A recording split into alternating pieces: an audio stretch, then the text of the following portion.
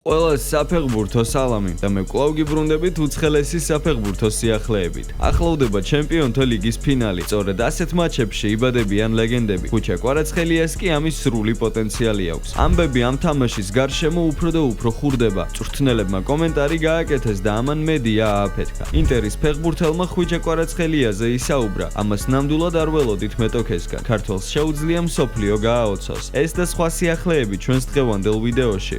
შეგახსენებთ რომ ჩვენი მიზანია ავიდეთ 1500 მოწონებაზე. დარწმუნებული ვარ ამას შევძლებთ. სამწუხაროდ ახლა ამ წამს ვინც მისმენთ 70% არხი გამოწერილი არ გაქვთ. გამოვასწოროთ ეს მაჩვენებელი. მადლობა შენ, თუ ჩემი ეს ორი პატარა თხოვნა გაითვალისწინე. ახლა კი დავიწყოთ. ზურიკო დავითაშვილის მომავალი ფრანგული პრესის ერთ-ერთი სასაუბრო თემაა. სენტ-ეტიენი საფრანგეთის რანგით მეორე დივიზიონში დაქვეითდა. ქართველ ფეხბურთელს კი მსურველები ყავს და ყველაზე ხშირად სტრასბურგს უკავშირებენ. გასულ კვირას გავრცელდა ინფორმაცია, რომ მწვანეები დავითაშვილის გაშვებაზე კატეგორიულ უარს აცხადებენ, მაგრამ როგორც ჩანს, ვითარება შეიცვალა. სენტ-ეტიენთან დაახლოებული გამოცემა წერს, რომ შესაძლოა სტრასბურგთან ბარტერი განხორციელდეს. ამავე გამოცემის ცნობით სენტ-ეტიენის სტრასბურგის მეკარით რობინ რისერითაა დაინტერესებული. არის შანსი მწვანეებმა დავითაშვილი დათმონ, სანაცვლოდ კი რისერი და გარკვეული ოდენობის ფინანსური კომპენსაცია მიიღონ. ცნობისთვის დავითაშვილს სენტ-ეტიენთან კონტრაქტი 2028 წლის ზაფხულამდე აკავშირეს. ტრანსფერმარკეტზე მისი ღირებულება 10 მილიონი ევროა და ზურიკომ გასული სეზონი 17 საგოლე მოქმედებით დაასრულა. სტრასბურგის გარდა მისით ტრაბზონსპორია დაინტერესებული. როგორც არ უნდა დასრულდეს წლევანდელი სეზონის მთავარი საფეხბურთო მატჩი, სიმონე ინძაგი ინტერის ისტორიაში ოქროს ასოებით მაინც შევა.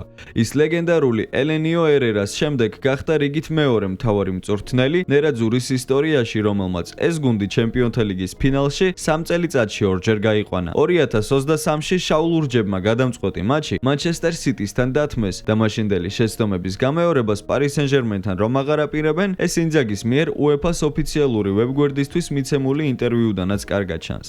ნახოთ რა სიძახის სიმონე ინძაგი. ინტერის თითოეული წევრი ამაყია ბოლო წლებში მიღწეული შედეგების გამო. ჩემპიონთა ლიგის ორი ფინალის თამაში არის იმ მუხლჩაუხრელი შრომისა და უდიდესი მსხვერპლის შედეგი, რისი გაღებაც მოგვიწია. ეს საერთო წარმატებაა, რომელშიც სამწვრთნელო შტაბის წევრები, ფეხბურთელები, კლუბის პერსონალი და თითოეული გულშემატკივარი მონაწილეობდა. მანჩესტერ სიტისთან 2 წლის წინანდელი ფინალი კარგად გვახსოვს და ეს მშვენიერი გაკვეთილი იქნება. ფიქრობ, რომ იმ მატჩში მინიმუმ დამატებით დროს ვიმსახურებდით, თუმცა არა უშავს. ნამდვილი ჩემპიონები შეცდომებზე სწავლით ადიან უმაღლეს მწვერვალზე. ფიქრობ, მაშინდელთან შედარებით კიდევ უფრო გავძლიერდებით და ეს ჩემი კი არა იმ ფეხბურთელების დამსახურებაა, რომლებიც არა მხოლოდ თამაშს, თითოეულ ვარჯიშს უდიდესი პასუხისგებლობით ეკიდებიან. ინტერი თვალსა და ხელშუა გაიზარდა, რაც წელს დიდ გუნდებთან მატჩებში არაერთხელ დამტკიცდა. წლევანდელ ფინალში მოსახვედრად ურთულესი გზა გავიარეთ. ყველაზე მეტად რა თქმა უნდა ბარსელონასთან ნახევარფინალები დამამახსოვრდა, მაგრამ მერწმუნედ ბაიერნის ტურნირიდან გამოთიშვასაც არანაკლები ენერგია შევალიერეთ, რადგან მიუნხენელებს ფიზიკურად მძლავრი და კარგად ორგანიზებული გუნდი ყავთ. მოკლედ უკანასკნელი 4 შეხვედრა ჩემპიონთა ლიგაზე საოცარი ინტენსივობის გქონდა და ჩემი ფეხბურთელები ქებას ნამდვილად იმსახურებენ. პარი სენ-ჟერმენი ძალიან ძლიერი გუნდია, რომელსაც ლუის ენრიკეს სახით დიდებული მთავარი მწვრთნელი უდგას სათავეში. ეს არის ნიჭიერი ფეხბურთელებისგან დაკომპლექტებული კლუბი, რის გამოც იდეალური ფეხბურთი უნდა ვითამაშოთ. წინააღმდეგ შემთხვევაში ნამდვილად ვერ გავიმარჯვებთ. ვაფასებთ მეტოქეს, თუმცა მათი შიში ოდნავაც არ გვაქვს. ხუჩა კვარაცხელიას პარი სენ-ჟერმენი ჩემპიონთა ლიგის ფინალში ინტერს დაუპირისპირდება. ნერაძურის მარჯვენა მცველმა დენზელ დუმფრიზმა კლუბის ოფიციალურ ვებგვერდს ინტერვიუ მისცა და ქართველ გარემარბთან გასამართ დუელზე ილაპარაკა. ნახოთ რა სიძახის დუმფრიზი. სკუდეტოს ვერ მოგების მიუხედავად ფეხბურთელები ენერგიულად ვართ განწყობილები და ყველამ ბევრი ვიმუშავეთ, რათა აქ მოვსულიყავით. მოტივირებულნი ვართ, სიამაყის გრძნობა გვაქვს და უნდა გავიმარჯვოთ. კვარაცხელია? ხუჩა ტექნიკურად ძლიერი და განსაკუთრებული ფეხბურთელია. მის წინააღმდეგ მარტივი არ იქნება, მაგრამ ინტერი ინტერია. შეგახსენებთ, რომ ნაპოლიში ყოფნისას კვარაცხელიას ნერაძურის წინააღმდეგ 6-ჯერ უთამაშია, 5-ჯერ სერია A-ს ეგიდით, ერთხელ კი იტალიის სუპერთასზე. ქართველი ფეხბურთელის ყოფილმა გუნდმა 1 თამაში მოიგო, 2 ფრედი თამაშა, 3 წააგო. ხუჩას კი ინტერთან საგოლე მოქმედება არ ქონია. ვიმედოვნოთ, რომ ეს ნავსი გატყდება და ხუჩა ამის გაკეთებას შეძლებს ჩემპიონთა ლიგის ფინალში.